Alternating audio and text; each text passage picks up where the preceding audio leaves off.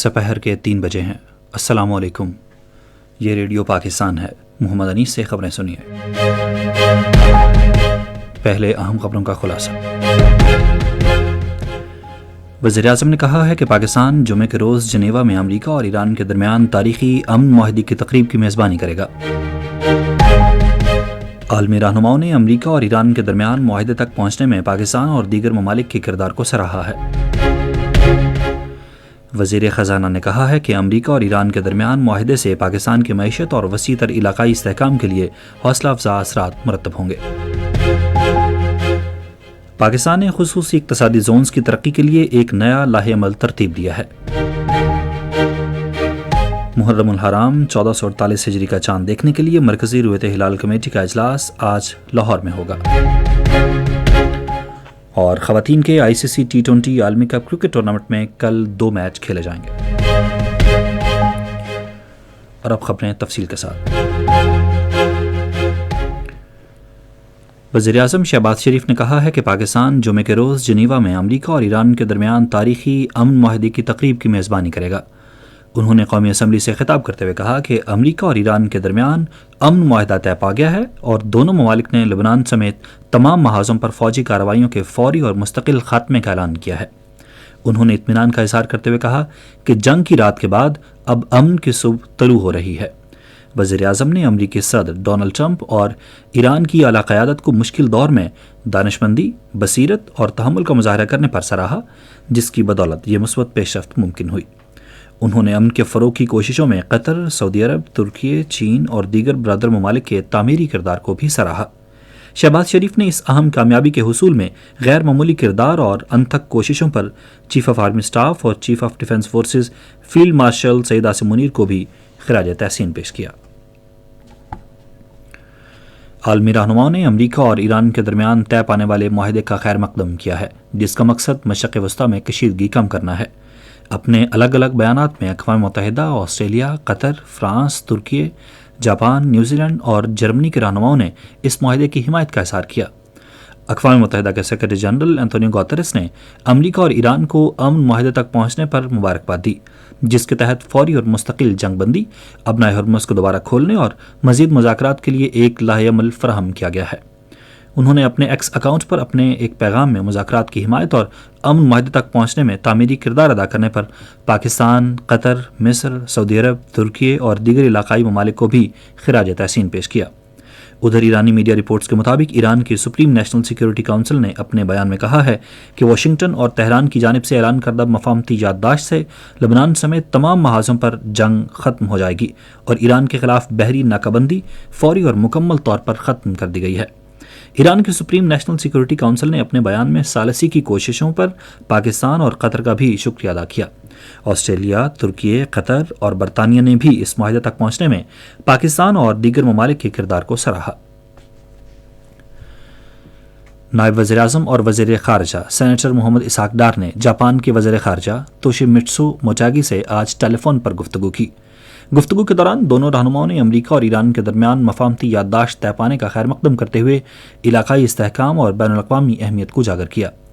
جاپانی وزیر خارجہ نے اس عمل کے دوران پاکستان کے پائیدار ثالثی کردار اور تعمیری کوششوں کو سراہا، جس سے امن کے لیے سہولت کاری اور نتائج کا حصول ممکن ہوا۔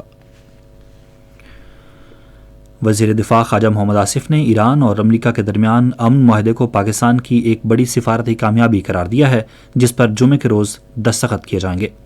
انہوں نے آج قومی اسمبلی میں اظہار خیال کرتے ہوئے کہا کہ ملکی قیادت نے اپنی بصیرت، دانشمندی اور سفارتی کوششوں کے ذریعے عالمی سطح پر پاکستان کے وقار اور مقام کو بلند کیا ہے۔ انہوں نے کہا کہ ان کوششوں کے نتیجے میں پاکستان کو جو شناخت اور احترام حاصل ہوا ہے، اس کی مثال نہیں ملتی اور اسے ملک کی 78 سالہ تاریخ کی اہم ترین کامیابیوں میں سے ایک قرار دیا۔ وزیر دفاع نے کہا کہ پاکستان نے سفارتی محاذ پر جو جدوجہد کی، اس کا مقصد امن کا فروغ تھا۔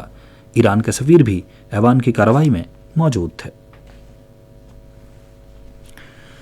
خزانہ و محصولات کے وزیر سینیٹر محمد اورنگزیب نے کہا ہے کہ امریکہ اور ایران کے درمیان امن معاہدے کا اعلان پاکستان کے لیے باعث فخر اور عالمی معیشت کے لیے ایک عظیم لمحہ ہے۔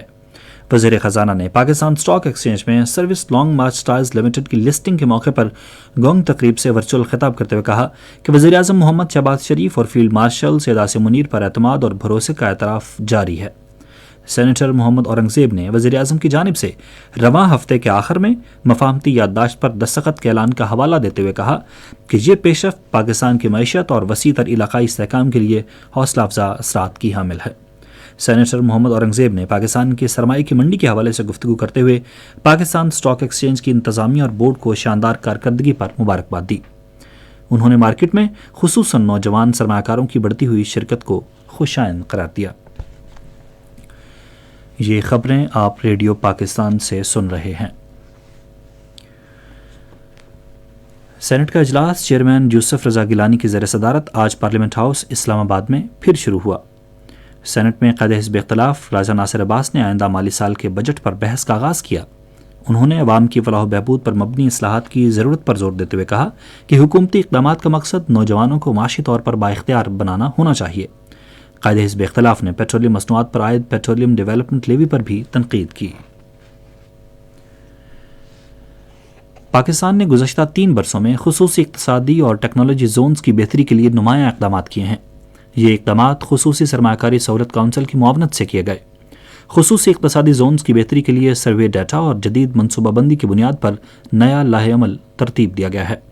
خصوصی اقتصادی زونز کو روایتی ریئل اسٹیٹ ماڈل سے نکال کر صنعتی پیداوار، برآمدات اور سرمایہ کاری پر مبنی ماڈل کی جانب منتقل کیا گیا ہے۔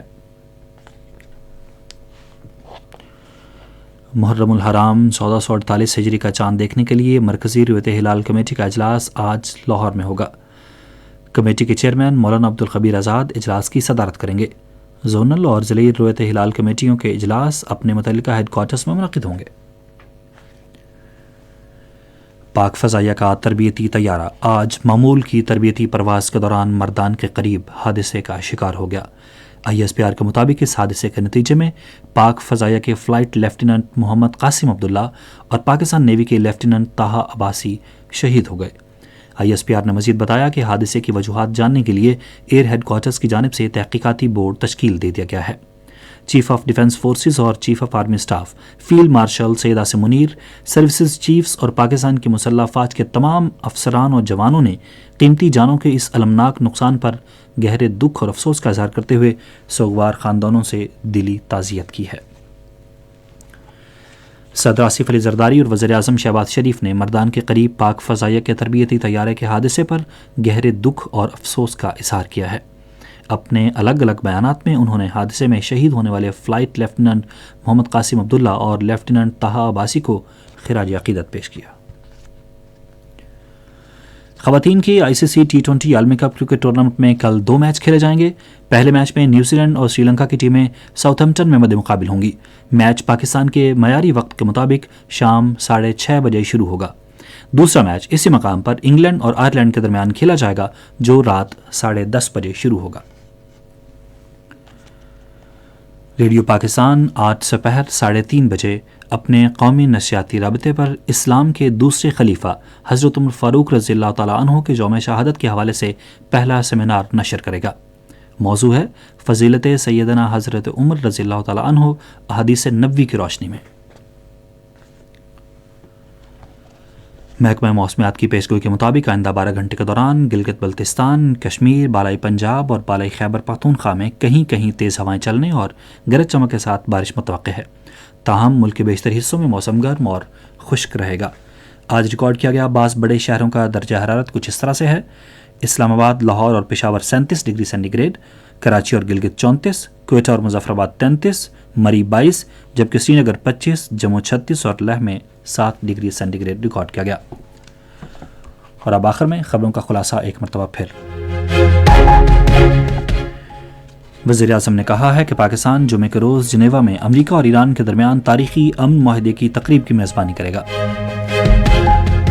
عالمی رہنماؤں نے امریکہ اور ایران کے درمیان معاہدے تک پہنچنے میں پاکستان اور دیگر ممالک کے کردار کو سراہا ہے۔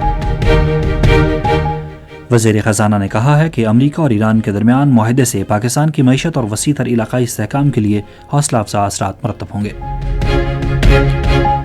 پاکستان نے خصوصی اقتصادی زونز کی ترقی کے لیے ایک نیا لاہ عمل ترتیب دیا ہے۔ محرم الحرام 1448 ہجری کا چاند دیکھنے کے لیے مرکزی رؤیت ہلال کمیٹی کا اجلاس آج لاہور میں ہوگا۔ اور خواتین کے ICC T20 عالمی کپ کرکٹ ٹورنامنٹ میں کل 2 میچ کھیلے جائیں گے۔ اسی کے ساتھ ہی خبریں ختم ہوئیں۔ مزید خبروں اور تجزیوں کے لیے آئیے ہماری ویب سائٹ پر، پتہ ہے radio.gov.pk، اور فیس بک کے link radio Pakistan news official پر آپ براہ راست ویڈیو سٹریمنگ بھی ملاحظہ کر سکتے ہیں۔